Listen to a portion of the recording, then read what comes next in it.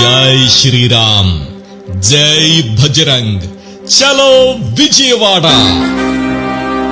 విశ్వ హిందూ పరిషత్ ఆంధ్రప్రదేశ్ శాఖ ఆధ్వర్యంలో 2025 జనవరి 5వ తేదీ మధ్యాహ్నం 12 గంటలకు గన్నవరం విమానాశ్రయం వద్ద కేసరపల్లి విజయవాడలో హైందవ శంఖారావం పేరుతో భారీ బహిరంగ సభను ఏర్పాటు చేయడమైనది. భారతదేశానికి స్వాతంత్రం వచ్చి 77 సంవత్సరాలు పూర్తయినా ఇంకా దేశంలో హిందూ దేవాలయాలు స్వతంత్రతను పొందలేదు.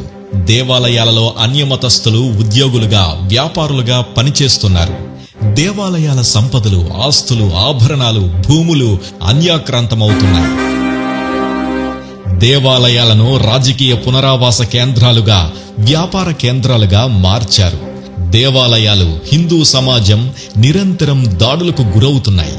దేవాలయాల ఆదాయాలను హిందూ ధర్మ ప్రచారానికి వినియోగించకుండా పాలనా కార్యాలకు వెచ్చేస్తున్నారు.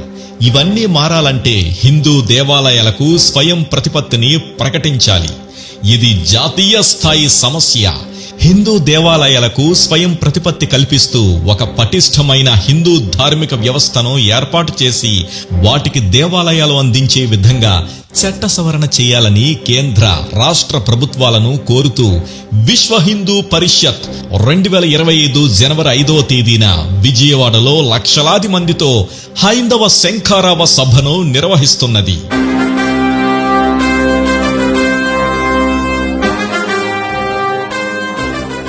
ఈ కార్యక్రమంలో ప్రతి ఒక్క హిందూ బంధువు పాల్గొనాలని ఆహ్వానిస్తున్నాం. రండి, కదలి రండి. ఓ హిందూ మేలుకో, కర్తవ్యం తెలుసుకో. మన దీక్ష దేవాలయాల రక్ష.